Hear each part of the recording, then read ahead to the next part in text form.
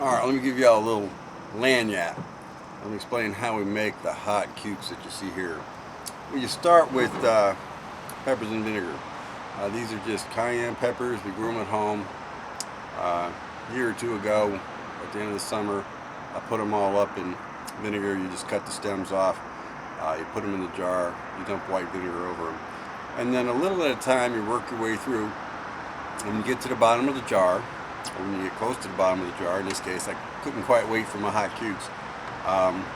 You just cut up a cucumber, drop it down there in the hot vinegar that has been infused with the cayenne peppers,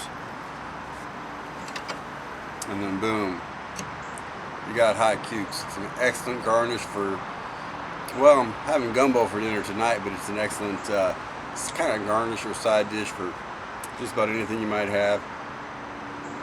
Good in a salad also.